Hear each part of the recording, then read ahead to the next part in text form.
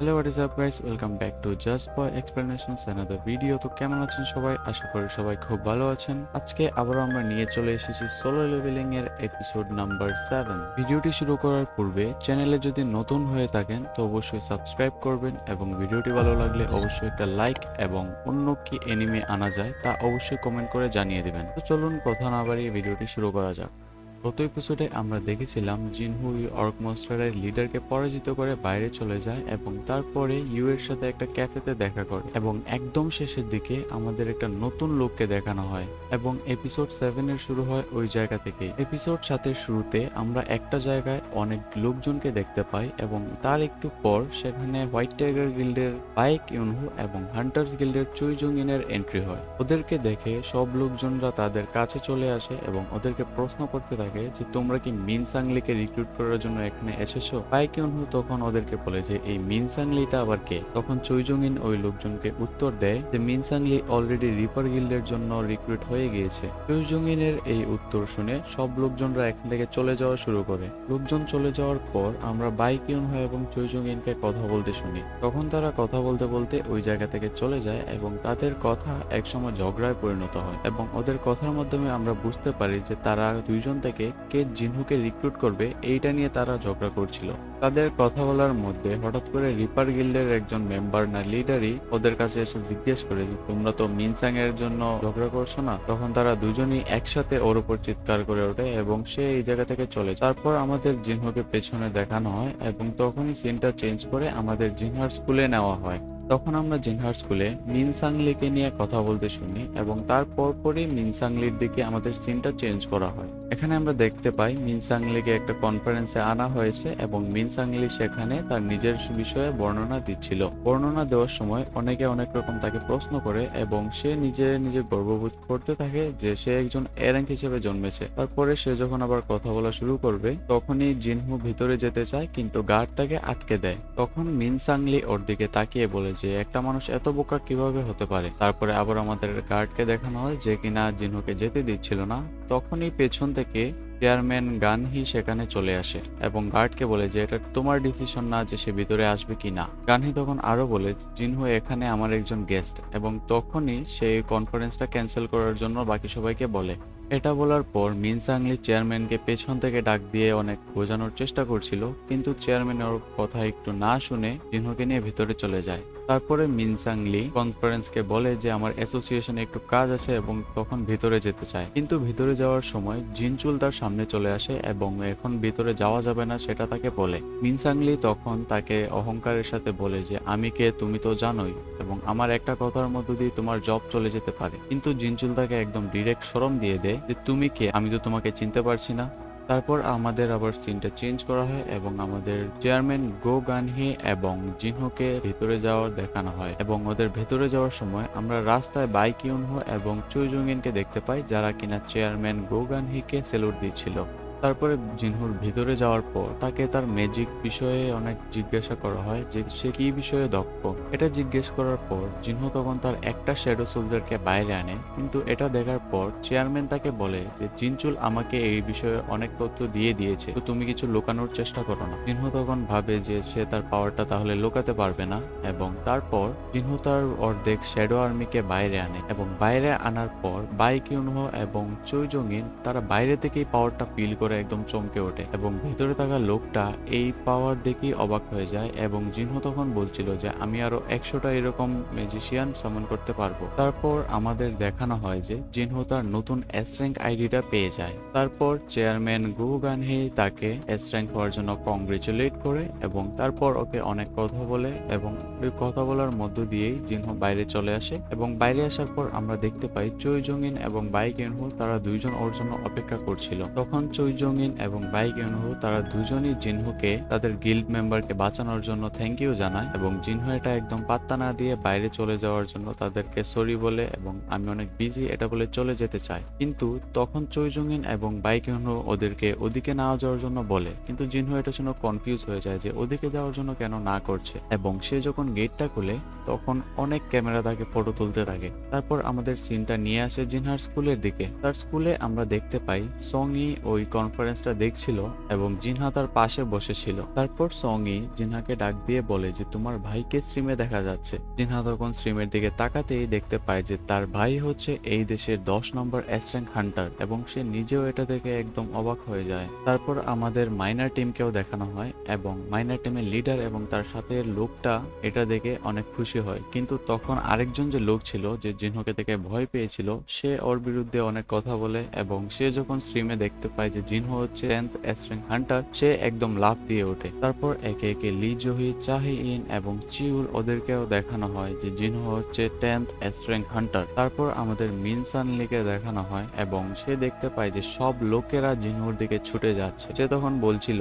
যে এটা আমার কনফারেন্স ছিল, কিন্তু কেউ তার কথা না শুনে জিনহুর দিকে সবাই ছুটে চলে যায়। তখন সিনটা চেঞ্জ করে আমাদের জিনহো ইউকে দেখানো হয় এবং সে তার বাবাকে বলছিল যে সরি, আমি জিনহুকে এই রেডের জন্য রাজি করতে পারিনি। মানে তার বাবা যে তাকে বলেছিল যে জিনহুকে যদি তুমি এই গিল্ডে আনতে পারো তাহলে তুমি ওই গিল্ডের লিডার হবে। এবং আমাদের জিনহো এর ফ্ল্যাশব্যাকে দেখানো হয় কেন জিনহো ইউকে আমাদের জিনহো সাং রাজি করায় এবং ইউকে সে ডিটেইলে সব কাহিনী বলে। তারপরে জিনহো ইউ তার বাবাকে বলছিল যে গতবার তার সাথে দেখা করার পর জিনহো তাকে তার সাথে যাওয়ার জন্য বলে, কিন্তু এটা শোনার পর তার বাবা ইউকে অনেক কথা শোনায়। কিন্তু অবশেষে ইউ তার পাস্ট মনে করে জিনহোর সাথে এবং তারপরে তার বাবাকে সে সরি বলে এবং বলে যে সে জিনহোকে ফলো করবে।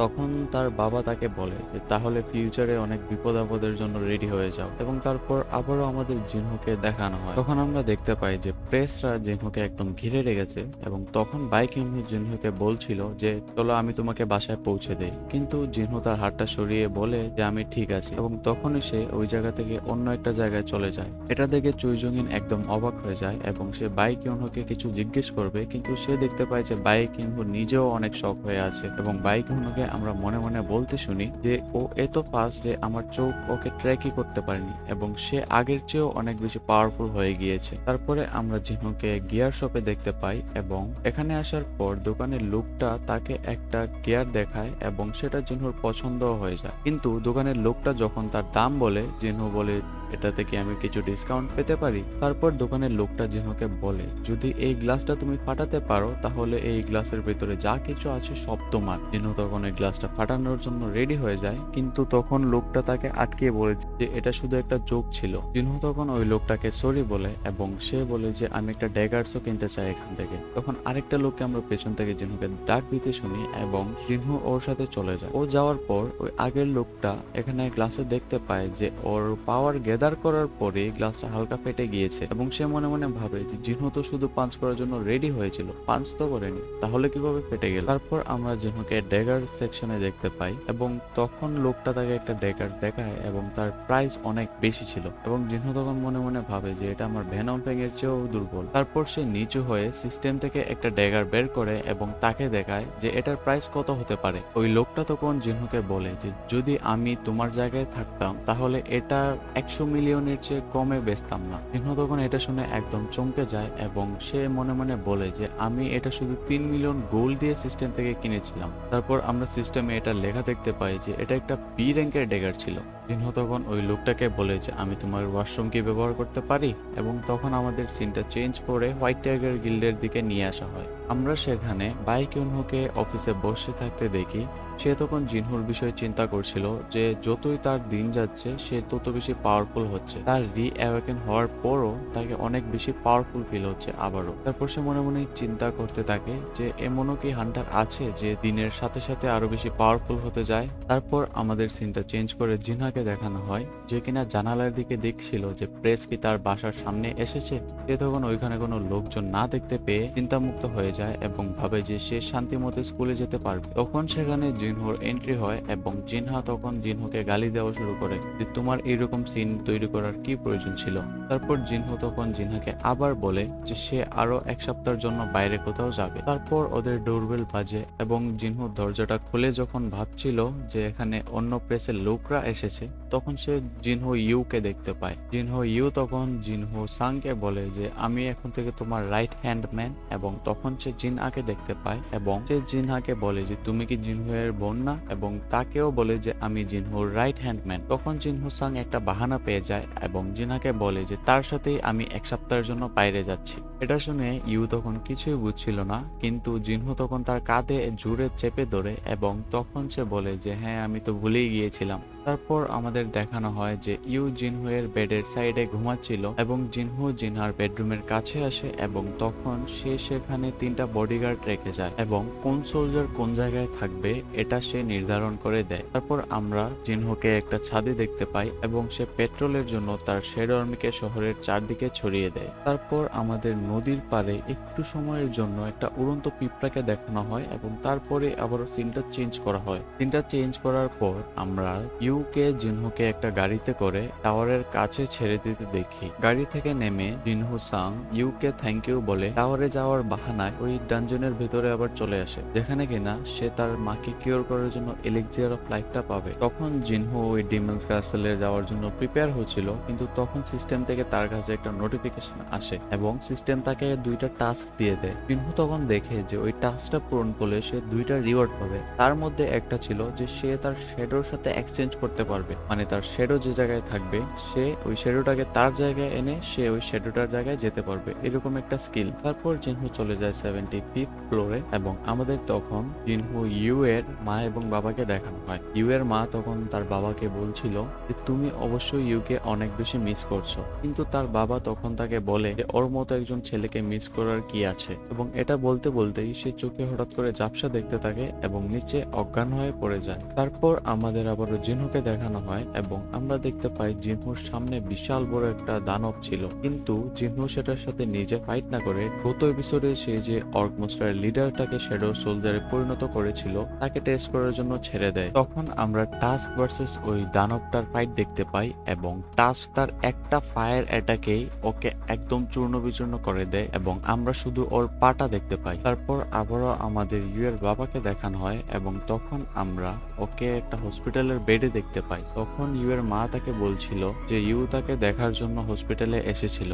তারপর সেখানে ডাক্তার আসে এবং তাকে অসুস্থ হওয়ার কারণ বলে। তারপরে ইউ এর বাবাকে ডক্টর প্রশ্ন করে যে তোমার পরিবারকে কোনো হান্টার আছে? তখন তার বাবা ডাক্তারকে হ্যাঁ বলে যে ওর একজন ছেলে হান্টার। তারপর সিন চেঞ্জ করে আমাদের 2জন লোককে একটা জায়গায় হাঁটতে দেখি এবং তারা হাঁটতে হাঁটতে সামনের দিকে কিছু একটা দেখতে পায় এবং তখন সেখানে আমরা একটা উড়ন্ত পিঁপড়াকে দেখতে পাই যে কিনা ওদের সামনে দাঁড়িয়ে ছিল। তারপর আবার আমাদের জিনহুকে দেখানো হয় এবং আমরা দেখতে পাই সে তার শ্যাডো আর্মিকে দিয়ে ওখানের এনিমি গুলাকে মেরে ফেলেছিল এবং সে তার স্ট্র্যাটেজি আমাদের কাছে বলে। তারপর সে ভাবে এত তাড়াতাড়ি কাজ করার পরও সে শুধু 80 ফ্লোরে আসতে পেরেছে এবং তখনই হঠাৎ করে সে দেখতে পায় যে তার শ্যাডো আর্মিরা হঠাৎ করে মারা যাচ্ছে, কিন্তু সে কোনো কারণ বুঝতে পারছিল না। তারপর সে ওইটার কারণ জানার জন্য নিচে চলে আসে এবং দেখতে পায় যে তার স্কোয়াড বিটা অনেক বাজেভাবে ফেল হয়েছে। তারপর সে ওটা ডিকোড করে এবং সে বোঝে যে তারপরে কাকে ও অ্যাটাক করতে পারে এবং আমাদের তখন ট্যাঙ্ককে দেখানো হয় এবং তার সামনে আমরা কয়েকজন ডিমন বা সোলজারকে দেখতে পাই যারা কিনা জিনহোর এনিমি ছিল। তারপর ওইখান থেকে কয়েকজন এনিমি এসে ট্যাঙ্ককে অ্যাটাক করে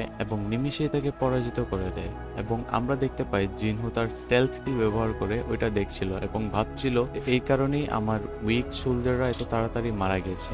তারপর জিনহো তার স্টেলথ স্কিলটা আন্ডু করে এবং ওদের সামনে আসে এবং তারা যখন জিনহুকে অ্যাটাক করে সে একটু সময়ের ভিতরেই তার ড্যাগার এবং তার নিজের হাত দিয়ে ওই ডিমনগুলোকে মেরে ফেলে। তারপরে একটা ডিমন সেখানে শুধু বেঁচে ছিল। তখন ওইটার সামনে জিনহো যায় এবং বলে যে আমার মনে সবসময় একটা প্রশ্ন ছিল যে তোমরা ডিমনরাও কি মানুষদের ভয় পাও? তখন সে ডিমনটার হাত কাঁপতে দেখে এবং সে বলে যে আমি আমার প্রশ্নের উত্তর পেয়ে গিয়েছি এবং তখনই আমাদের এপিসোড 7টাও শেষ হয়ে যায়। তো কেমন লাগলো ভিডিওটা অবশ্যই কমেন্ট করে জানাবেন এবং ভিডিওটি ভালো লাগলে অবশ্যই একটা লাইক করবেন।